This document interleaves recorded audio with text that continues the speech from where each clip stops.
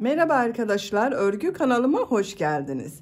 Minik kız bebeklerimiz için hem kolay hem de güzel tığ işi yazlık bir elbise yaptım. Bugün bu elbise anlatımını sizlerle paylaşmak istiyorum. Bakın arkadaşlar, elbisenin örgüsü hem çok güzel hem de çok kolay. Herkes yapabilir bu modeli. Etek ucunda gül tomurcukları yaptım. Bakın çok güzel oldu. Arka bölümden düğmeli yapıyorum. Bakın buradan düğmeli, bebeğe giydirip çıkarması kolay. Bu elbise örgüsüne bel örgüsünü yaparak başlıyoruz. Bu yüzden bu elbiseyi yapması çok kolay arkadaşlar. Her yaş çocuğunuz için yapabilirsiniz. Tek yapmanız gereken bu bel örgüsünü yapacak olduğunuz çocuğun beline ölçerek zincir başlamak. Ben bugün bu elbise anlatımını 3-6 ay arası bir bebek ölçüsüne göre yapıyorum. Siz bu elbiseyi yeni doğan bebek için yapabilirsiniz. 1, 2, 3, 4, 5 yaş, her yaş kız çocuklarınıza yaparak kullanabilirsiniz. Yetişkinler için de uygun bir model. Dediğim gibi tek yapmanız gereken bel örgüsünü yapacak olduğunuz kişinin veya çocuğun beline ölçerek başlamak. Yeni doğan bebek için yapmak istiyorsanız bunu 8 zincir eksik yapabilirsiniz. O zaman daha küçük bir elbise olur arkadaşlar. 1 yaş çocuk için yapmak istiyorsanız 8-10 zincir fazla başlarsanız 1-2 yaş arası çocuklarınız için olur. Her yaş çocuk için bu şekilde beline ölçerek başlayabilirsiniz. Bakın bel örgüsünün buraya ben kurdale taktım. Siz bu kurdaleyi takmadan da kullanabilirsiniz arkadaşlar. Dediğim gibi ilk önce bu bel örgüsünü yapıyoruz. Sonra etek bölümünü yapıyoruz. Bakın model olarak kolay ve güzel. Bu etek ucunda çiçekler çalıştım. Son olarak bu gövde bölümünü yapıyoruz. Elbisenin örgüsünü bitiriyoruz. Çok güzel bir elbise. Bu elbise örgüsünde iplik olarak ben bugün bu renk iplik kullandım bakın. Kullandığım iplik üzerinde 100 gram iplikte 320 metre yazıyor. Ben bu renk iplik ile yaptım. Siz tercihinize göre bu elbise örgüsünde her marka iplik ve renkleri kullanarak yapabilirsiniz. Yazlık elbise olduğu için koton iplikler, pamuklu, penye iplikleri tercih ederseniz çok daha güzel olur arkadaşlar. Beyaz renkli iplik kullandım. Bakın bel örgüsünün burada ve bu çiçek bölümünde pembe renkli iplik kullandım. Siz bu elbise örgüsünde her marka iplik ve renkleri kullanarak yapabilirsiniz. Her renk ile çok güzel oluyor. Tığ olarak 5 numara 3 milimetre tığ kullandım. Benim elim çok sıkı değil. Bakın yaptığım örgüler yumuşak oluyor. Sizin eliniz sıkıysa tığ işi yaptığınız örgülerde 3,5-4 milimetre tığlarla yaparsanız çok daha güzel olur. Bunun takım yapmak isterseniz bakın şöyle bir saç bandı da yapabilirsiniz arkadaşlar. Bu saç bandının anlatımını ben yaptım. YouTube kanalıma yükledim. Ben bu saç bandının olduğu YouTube linkini izlediğiniz bu elbise videosunun açıklama bölümüne ekliyorum. Siz o link üzerine tıklarsanız bu saç bandından yaparak bebeğiniz için güzel bir set oluşturabilirsiniz. Düğme zaten bakın buraya bir tane düğme kullandım. Kurdalede ince kurdale kullandım. 2 metre kurdale arkadaşlar. Ölçülerini videonun sonunda ölçüyorum. Oraya bakabilirsiniz. İplik tığı hazırlayalım. Hep birlikte bu kolay ve güzel elbise örgüsüne başlayalım. Örgü kanalıma abone değilseniz abone olmayı unutmayın lütfen. Hepinize kolay gelsin. İyi çalışmalar.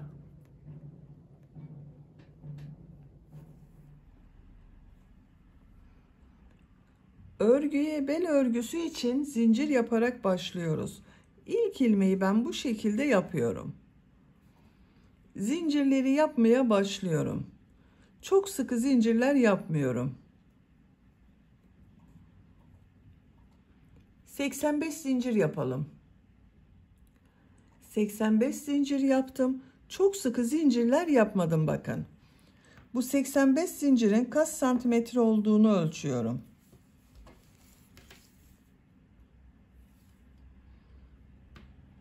...34 santimetre zincir uzunluğu var. Benim elimin sıklığına göre 34 santimetre için 85 zincir yaptım arkadaşlar.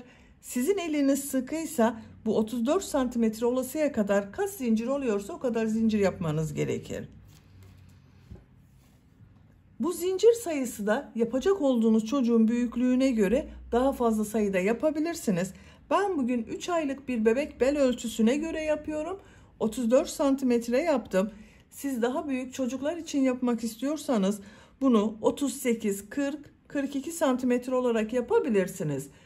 1 yaşından büyük çocuklar için yapıyorsanız gelişimleri farklı olur. Onların belini ölçerek zincir yaparsanız çok daha iyi olur arkadaşlar. Bu sırada trabzanlar yapacağız. Tığ üzerine iplik alıyorum. 3 ilmek atlıyorum. 1, 2, 3, 4. ilmeğe trabzan yapıyorum. Bu sıra başında 3 ilmek atladığımda bir trabzan. Diğer ilmeklere trabzan yaparak devam ediyorum. Her zincir üzerine bir trabzan yapıyorum.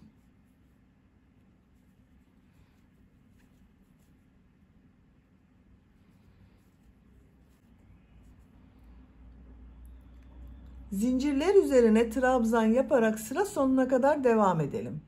Zincirler üzerine trabzan yaparak sıra sonuna kadar tamamladım. Bir sıra trabzan sırası elde ettim arkadaşlar. Bu bir sıra üzerinde benim 82 trabzan var. İkinci sıraya başlamadan önce bakın sırayı birleştiriyorum. Artık yuvarlak devam ediyorum. Şu şekilde bakın elimle düzelttim. Burada yaptığım 3 zincir vardı. Bu 3.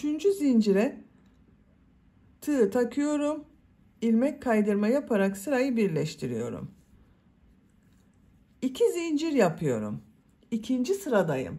Bu sırada bu yaptığım trabzanları bir düz bir ters boşluktan alıp trabzan yapıyorum. Tığ üzerine iplik alıyorum. İlk trabzanı düz taraftan boşluktan alıyorum, trabzan yapıyorum. İkinci trabzanı ters taraftan şu şekilde bakın boşluktan alıyorum, trabzan yapıyorum. Düz taraftan boşluktan alıyorum, trabzan yapıyorum. Ters taraftan boşluktan alıyorum, trabzan yapıyorum. Düz taraftan boşluktan alıyorum, trabzan yapıyorum. Ters taraftan boşluktan alıyorum, trabzan yapıyorum.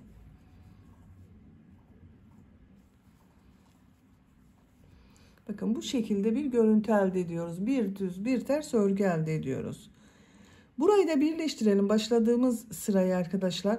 Şu şekilde bakın yine 3 zincirin bu zincire tığ takıyorum. İplik ucunu içinden çekiyorum. İlmeğin içinden çektim. Bakın burayı da birleştirdik. Artık düzgün. Sıra sonuna kadar devam edelim. Bu sırada trabzanları bir düz bir ters boşluktan aldım, trabzan yaptım.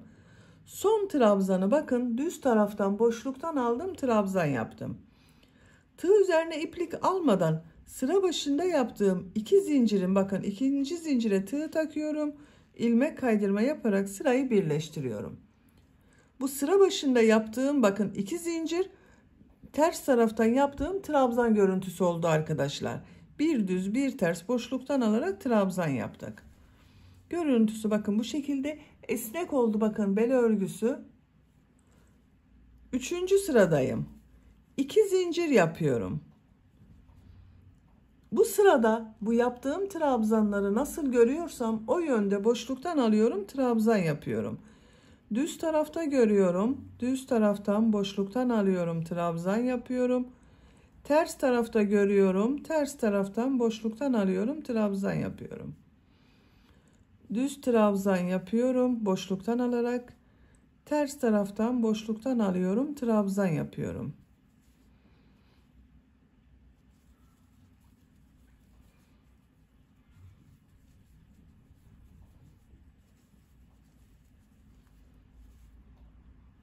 Sıra sonuna kadar devam edelim. Sıra sonuna kadar tamamladım. İlmek kaydırma yaparak sırayı birleştirdim. 1, 2, 3 sıra bel örgüsü yaptım. Benim yapacağım ölçü için bu yeterli. Siz tercihinize göre 4-5 sıra olarak da tamamlayabilirsiniz. Beyaz renk ipliği kesiyorum.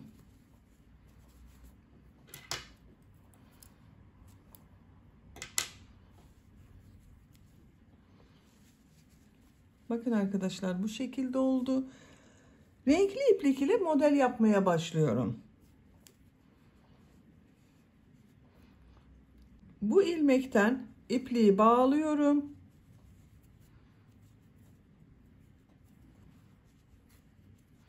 Buradan ilmek yapıyorum.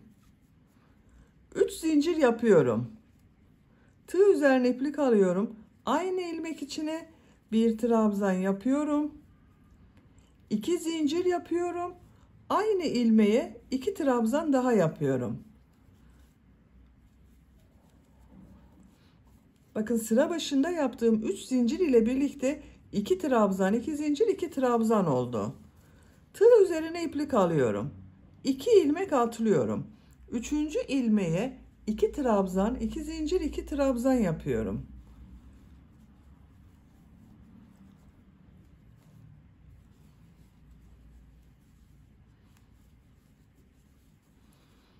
İki ilmek atlıyorum. 3. ilmeğe 2 trabzan, 2 zincir, 2 trabzan yapıyorum.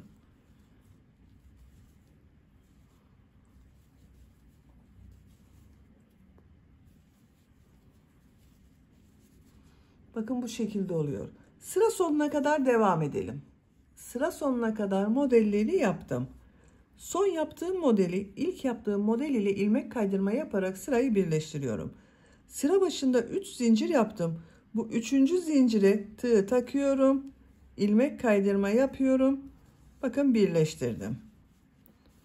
Bu sırada modelleri yerleştirdik. Bakın bu şekilde oldu arkadaşlar. İkinci model sırasındayım. İlmek kaydırma yaparak model ortasına geçiyorum. 3 zincir yapıyorum. 1 trabzan yapıyorum. Yine 2 trabzan, 2 zincir, 2 trabzan yapacağız. 2 zincir yapıyorum. 2 trabzan yapıyorum. Tığ üzerine iplik alıyorum. Diğer model ortasına 2 trabzan, 2 zincir, 2 trabzan yapıyorum.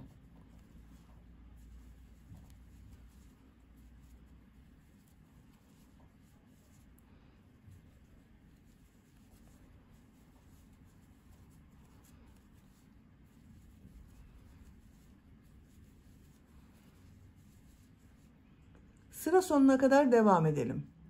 Sıra sonuna kadar modelleri yaptım. İlmek kaydırma yaparak sırayı birleştirdim. İlmek kaydırma yaparak model ortasına geçiyorum. 3. model sırasındayım. 3 zincir yapıyorum. 1 trabzan yapıyorum. 2 zincir yapıyorum. 2 trabzan yapıyorum. 2 trabzan, 2 zincir, 2 trabzan oldu. Tığ üzerine iplik alıyorum. Diğer model ortasına 2 trabzan, 2 zincir, 2 trabzan yapıyorum.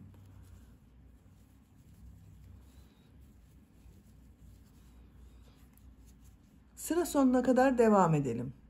Sıra sonuna kadar modelleri yaptım. İlmek kaydırma yaparak sırayı birleştirdim. 1, 2, 3 sıra 2 trabzan, 2 zincir, 2 trabzan şeklinde modeller yaptım. 4. model sırasındayım. 4. sıradan itibaren 3 trabzan, 2 zincir, 3 trabzan şeklinde modeller yapacağız. İlmek kaydırma yaparak model ortasına geçiyorum. 3 zincir yapıyorum. 2 trabzan yapıyorum. Bakın 3 zincir ile birlikte 3 trabzan oldu. 2 zincir yapıyorum. 3 trabzan yapıyorum.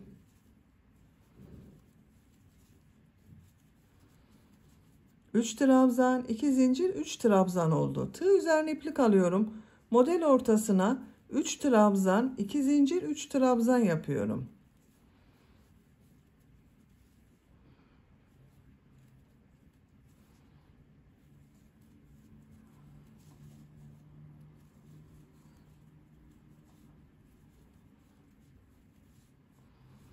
Model ortasına 3 trabzan, 2 zincir, 3 trabzan yapıyorum.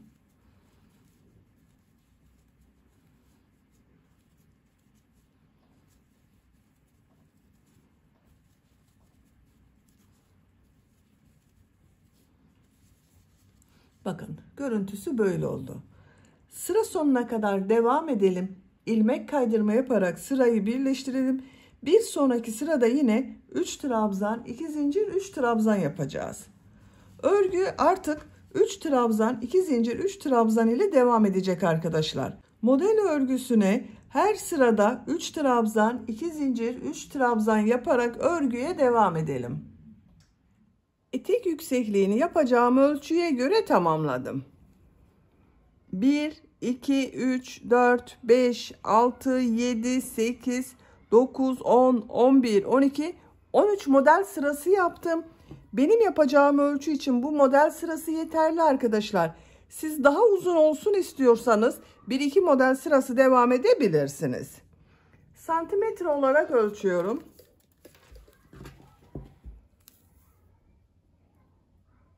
20 santimetre etek yüksekliği var.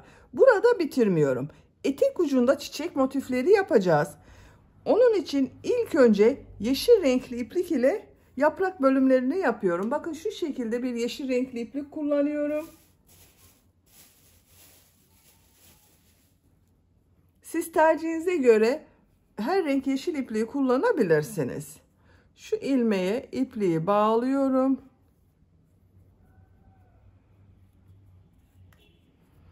Bakın şu boşluğa bir ilmek yapıyorum. 4 zincir yapıyorum. Buraya bir trabzan yapıyorum. Bakın bir V şekli yaptım. Tığ üzerine iplik alıyorum. Model ortasına 2 trabzan, 2 zincir, 2 trabzan yapıyorum.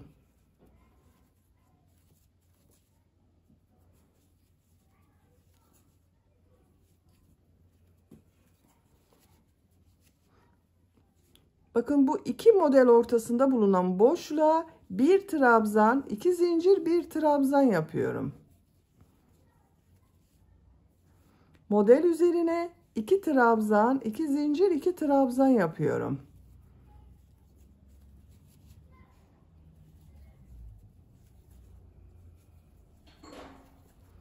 Bu iki model arasına bakın boşluğa bir trabzan, 2 zincir, 1 trabzan yapıyorum.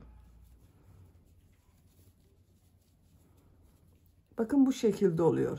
Bir sonraki sırada bu 2 trabzan, 2 zincir yaptığımız model üzerine tomurcuk modelleri yapacağız arkadaşlar. Sıra sonuna kadar devam edelim. Sıra sonuna kadar tamamladım. Sıra başında yaptığım bu 4 zincir ile ilmek kaydırma yaparak sırayı birleştiriyorum. İpliği kesiyorum.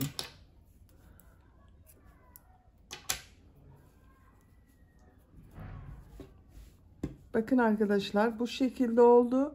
Çok güzel oldu. Şimdi pembe renkli iplik ile tomurcuk bölümü yapacağız. Bu modellerin üzerinde yaptığım bakın bu 2 trabzan, 2 zincir, 2 trabzan üzerine tomurcuk modelleri yapacağız. Şurada herhangi bir bakın şu model üzerinden başlayabilirsiniz. Buradan başlıyorum ben. İpliği bağlıyorum.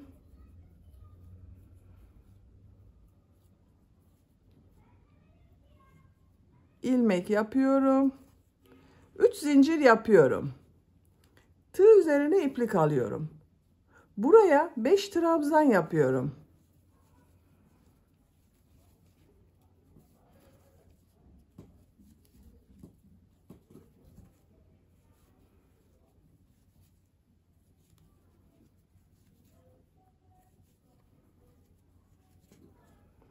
Bakın 5 trabzan yaptım. Sıra başında yaptığım bu 3 zincirde bir trabzan, bununla 6 trabzan oldu.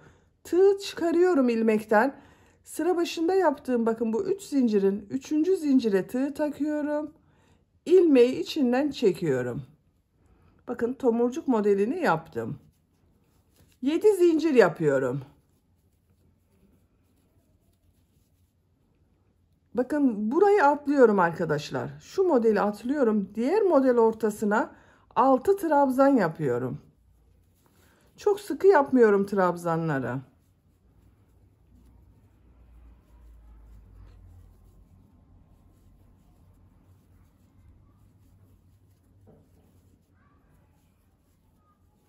Bakın 6 trabzan yaptım. Tığ ilmekten çıkarıyorum. İlk yaptığım bakın bu ilmek üzerine tığ taktım. ilmeği içinden çekiyorum. Elinizi çok sıkı yapmazsanız bu tomurcuk modelleri daha puf puf durur arkadaşlar. Daha kabarık durur. Sıkı yaparsanız küçük bir tomurcuk elde edersiniz. 7 zincir yapıyorum. Bakın buraya atlıyorum. Diğer model ortasına 6 trabzan yapıyorum.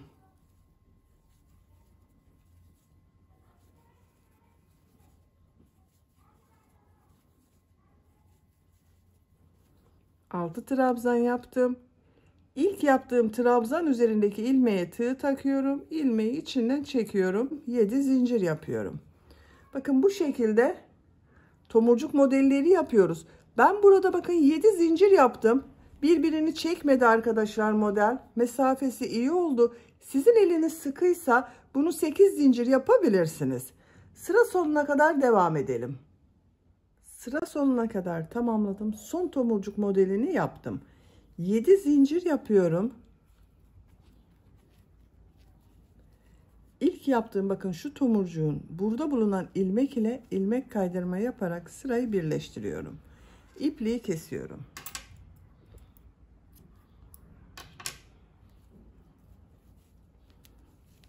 Bakın arkadaşlar pembe renkli iplik ile bir sıra tomurcuk yaptım. Beyaz renkli iplik ile devam ediyorum. Siz tercihinize göre istediğiniz renk iplikleri kullanabilirsiniz.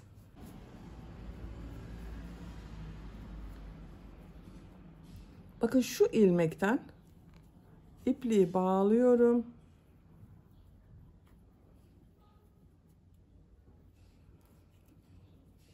Buradan ilmek yapıyorum. Bakın şuraya arkadaşlar bir trabzan, 2 zincir, bir trabzan yaptım. Model üzerine 7 üçlü trabzan yapıyorum. Tığ üzerine 2 defa iplik doluyorum. Bakın iplik aldım. 3 defa da çıkarıyorum arkadaşlar üçlü trabzanı. Bakın 1, 2, 3. Tığ üzerine 2 defa iplik doluyorum. 3 defa da çıkarıyorum. Bakın 2 ilmekten çekiyorum. Tekrar 2 ilmekten çekiyorum. 2 ilmekten çekiyorum. Buraya 7 üçlü trabzan yapıyoruz.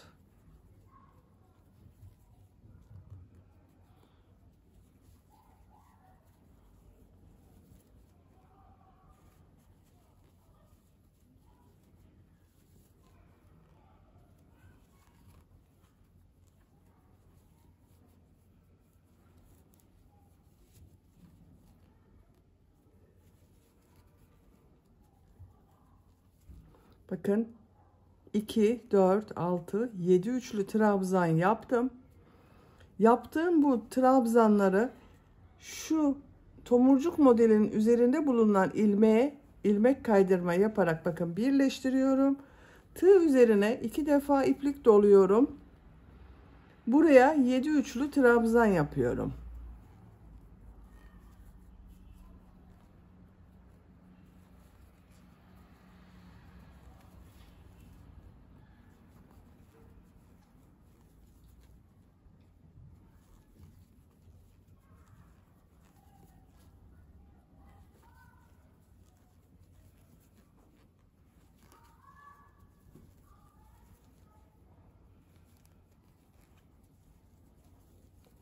Bakın 7 üçlü trabzan yaptım. Diğer tomurcuk üzerinde bulunan ilmek ile ilmek kaydırma yaparak birleştiriyorum. Bakın arkadaşlar bu şekilde oluyor. Sıra sonuna kadar devam edelim. Sıra sonuna kadar tamamladım. Son olarak bakın buraya 7 üçlü trabzan yaptım. İlk yaptığım şu ilmek ile ilmek kaydırma yaparak birleştiriyorum. İpliği kesiyorum.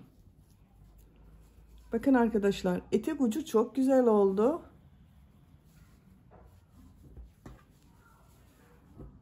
Etek bölümünü bitirdim. Şimdi gövde bölümünü yapalım. Elbisenin gövde bölümü için bakın bu renk iplik ile başlıyorum. Orta noktayı buluyorum. Bakın şu birleştirme yaptığımız ilmeğe ipliği bağlıyorum.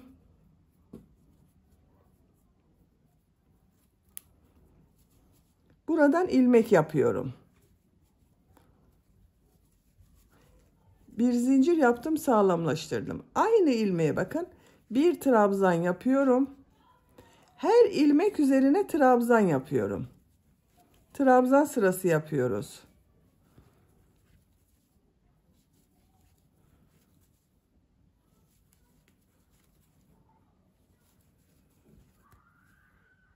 Sıra sonuna kadar devam edelim.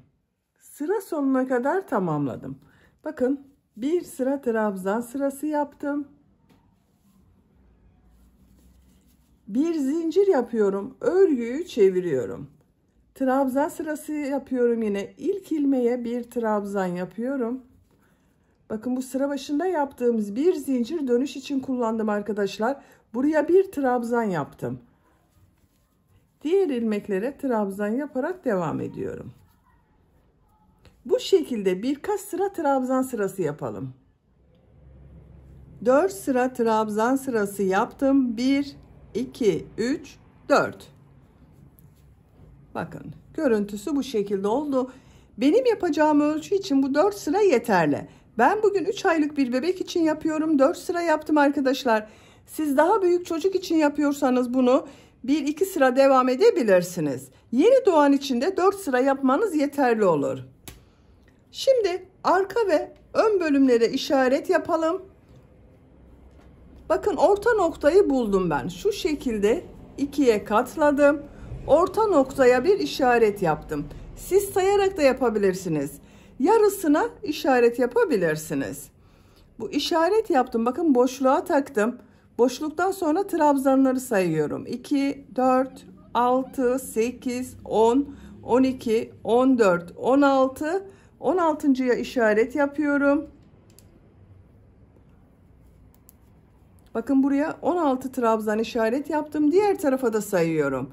2, 4, 6, 8, 10, 12, 14, 16.'ya işaret yapıyorum. Ön bölüm için buraya bakın 32 ilmek işaret yaptım arkadaşlar. 16 burada var, 16 burada var.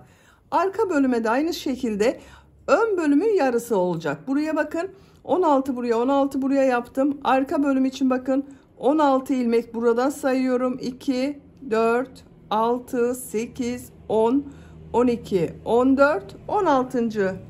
ilmeğe işaret yapıyorum. Diğer taraftan da sayıyorum. Bakın, buradan da sayıyorum. 2, 4, 6, 8, 10, 12, 14, 16. 16. ilmeğe işaret yapıyorum. Bakın, ipliği kesmedim, bekletiyorum. Buradan ilk önce arka bölümleri yapalım. Buradan başlıyorum. Bir zincir yapıyorum, örgüyü çeviriyorum. İlk ilmeğe trabzan yapıyorum. Diğer ilmeklere trabzan yaparak devam ediyorum. Buraya 16 trabzan yapacağız arkadaşlar. Bakın, bu işaret yaptığım ilmeğe kadar devam edelim. İşaret yaptığım yere kadar trabzan yaptım. Bu işaret yaptığım ilmeğe de trabzan yapıyorum. Bir zincir yapıyorum, örgüyü çeviriyorum. Her ilmek üzerine trabzan yapıyorum. Bakın, ilk ilmeğe de trabzan yapıyorum. Diğer ilmeklere de trabzan yapıyorum.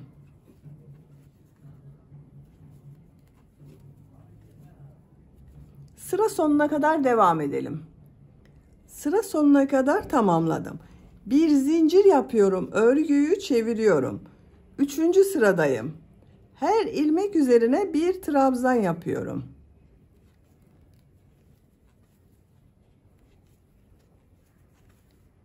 Sıra sonuna kadar devam edelim. Sıra sonuna kadar tamamladım. İpliği kestim. 1, 2, 3 sıra yaptık. Şimdi diğer arka bölümü de yapalım. Bakın, bu işaret yaptığım ilmekten başlıyorum. Bakın, bunu buradan başlıyorum arkadaşlar. Örgünün düzgün görünmesi için bu işaret yaptığım ilmekten başlıyorum. Buraya ipliği bağlıyorum.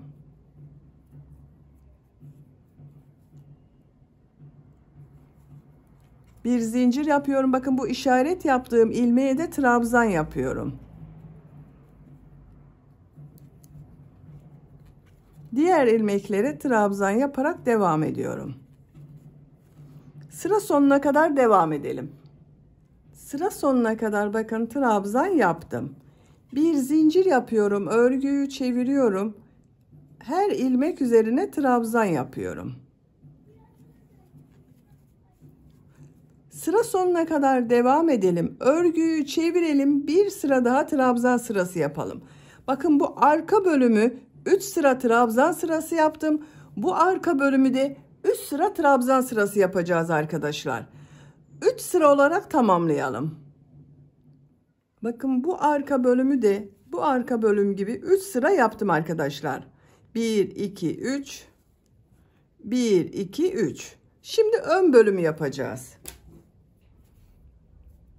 Bu işaret yaptığım, bakın ön bölüm için işaret yaptığım ilmeğe ipliği bağlıyorum. Buradan ilmek yapıyorum. Bir zincir yaptım. Aynı ilmeğe bir trabzan yapıyorum. Bakın buraya bir trabzan oldu arkadaşlar. Bu sıra başında yaptığım bir zincir, sadece sağlamlaştırmak için yaptım. Diğer ilmeklere trabzan yaparak devam ediyorum. Bu işaret yaptığım yere kadar trabzan yaparak devam edelim. İşaret yaptığım yere kadar trabzan yaptım. Bakın ön bölümde 32 trabzan oldu arkadaşlar. Bu işaret yaptığım ilmeğe de trabzan yaptım.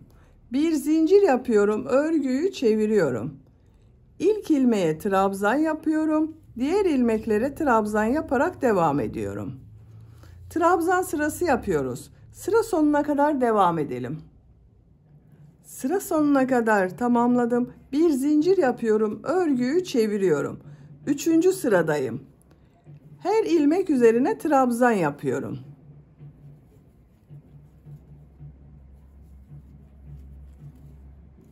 Sıra sonuna kadar devam edelim. Ön bölüm için 3 sıra trabzan sırası yaptım. 1 2 3. Bakın arkadaşlar bu şekilde oldu. Şimdi askılar yapacağız. Bir buraya, bir buraya askı yapacağız. Arka bölüm ile birleştireceğiz. Bakın buradan başlıyorum. İpliği kesmiyorum. Bir zincir yapıyorum. Örgüyü çeviriyorum. İlk ilmeğe trabzan yapıyorum. 7 trabzan yapıyorum. 1 2 3 4 5 6 7 trabzan yaptım. Bir zincir yapıyorum, örgüyü çeviriyorum. Her ilmek üzerine trabzan yapıyorum. 7 trabzan yapıyoruz yine.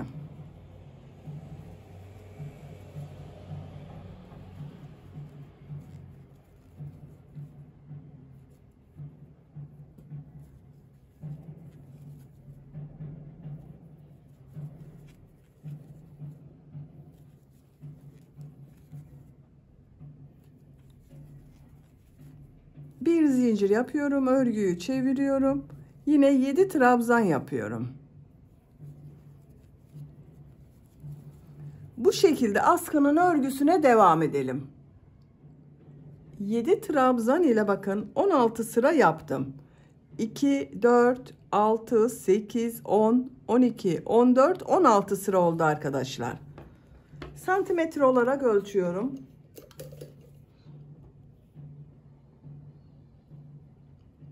15 santimetre askı uzunluğu yaptım.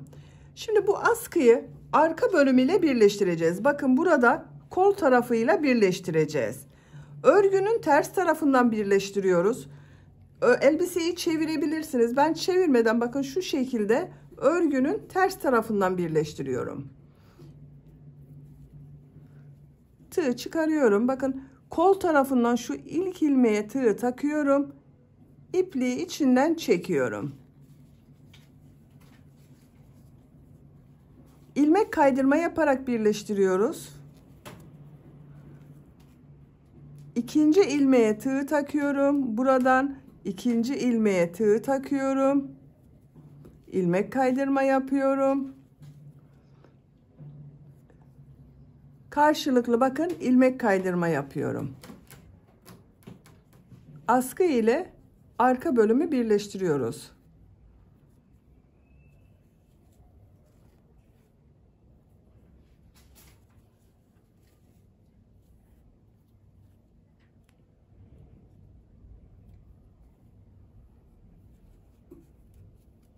İpliği kesiyorum. Bakın bitirdim.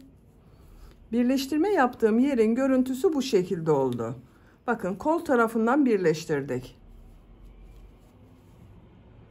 Şimdi diğer tarafı yapalım. Bakın bu askıya da ön bölümden başlıyoruz. Modelin gelişine göre bakın bunu başladığıma göre şu şekilde çeviriyorum.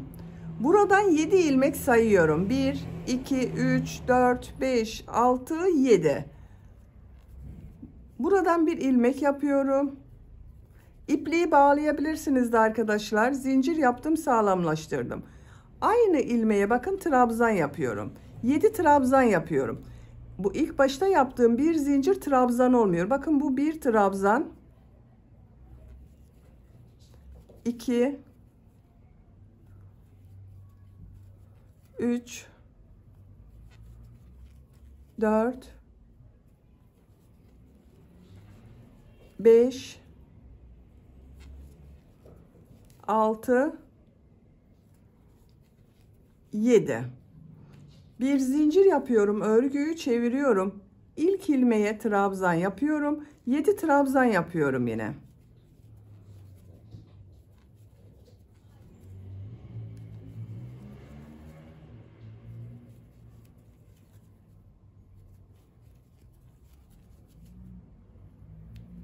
Her sırada 7 trabzan olacak. Bir zincir yapıyorum, örgüyü çeviriyorum. 7 trabzan yapıyorum. Bakın. Bu askıyı 16 sıra yaptım. Bu askıyı da 16 sıra yapıyorum. Siz kaç sıra yaptıysanız o sayıda bu askının örgüsünde tamamlayalım. Diğer askı örgüsünde 16 sıra yaptım. 2, 4, 6, 8, 10, 12, 14, 16. Şimdi bu askıyı arka bölümüyle birleştireceğiz arkadaşlar. Bakın burada 7 trabzan var. Buradan da şu şekilde bakın ters birleştireceğiz. 7 ilmek sayıyorum. 1, 2, 3, 4, 5, 6. 7. ilmeğe tığ takıyorum. İlmek aldım. İçinden çekiyorum. İlmek kaydırma yaparak birleştiriyoruz. Bakın 2. ilmeğe tığ takıyorum. Karşıdan 2. ilmeğe tığ takıyorum. İlmek kaydırma yapıyorum. İlmek kaydırma yapıyorum.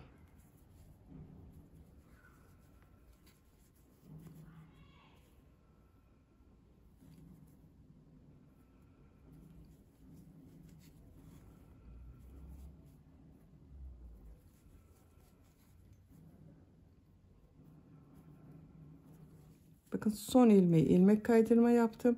İpliği kesiyorum.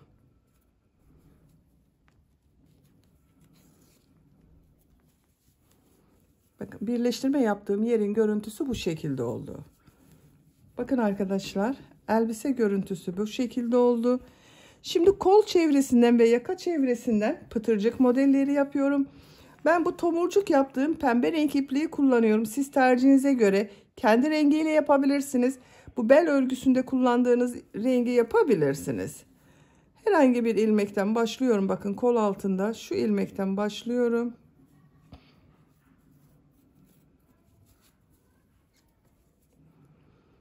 Bir sık iğne, 2 zincir, bir sık iğne yapıyorum. Bir ilmek atlıyorum. Bir sık iğne, 2 zincir, bir sık iğne yapıyorum. Bir ilmek atlıyorum. Bir sık iğne, 2 zincir, bir sık iğne yapıyorum. Bir ilmek atlıyorum. Bir sık iğne, 2 zincir, bir sık iğne yapıyorum.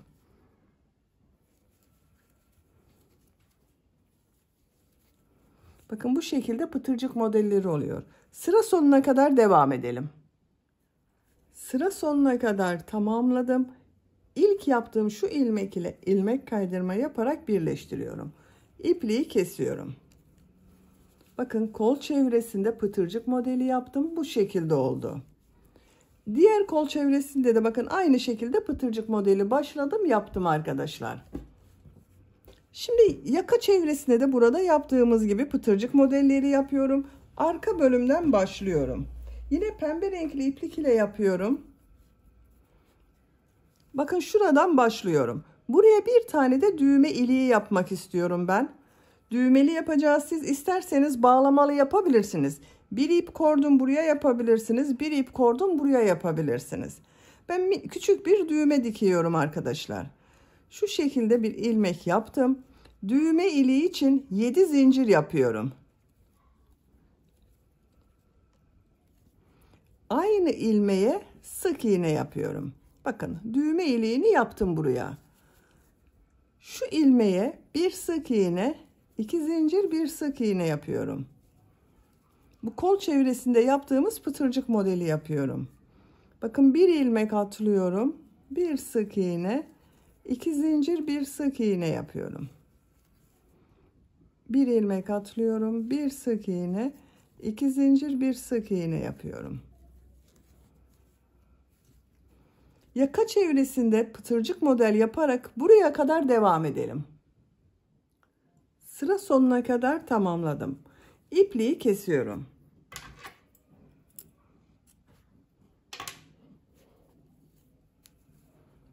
Bakın arkadaşlar, yaka çevresinde de pıtırcık modeli yaptım. Görüntü bu şekilde oldu. Şuraya düğme dikeceğiz. Elbise örgüsünü bitirdim. Bakın çok şirin ve çok güzel oldu. Elbise örgüsünün bel örgüsünün buraya ben kurdale takıyorum. Siz hiçbir şey takmadan bu şekilde kullanabilirsiniz. Bakın. Pembe renkli bir kurdale takıyorum. Bakın ince kurdale var. Bunu 2 katlı olarak takıyorum. 2 metre kadar bakın. Siz kalın kurdale takıyorsanız 1 metre yeterli olacaktır. Orta bölümden takıyorum. Bakın bel örgüsünün burada ortadan şu şekilde 3 sıra bel örgüsü yaptım. Ortada bulunan trabzan sırasına takıyorum.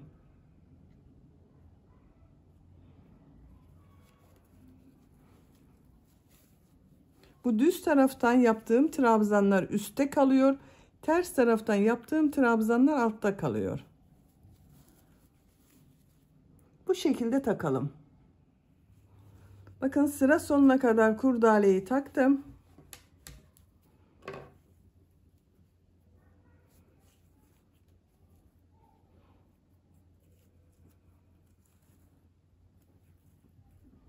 Bakın arkadaşlar, çok güzel oldu. Etek ucu da çok güzel oldu elbisenin. Bakın arka bölümün görüntüsü de bu şekilde. Düğmeyi de diktim ben arkadaşlar. Bakın düğme ilinin tam karşısına bir düğme diktim. Şu şekilde takıyoruz. Bitmiş olarak ölçülerini söylüyorum.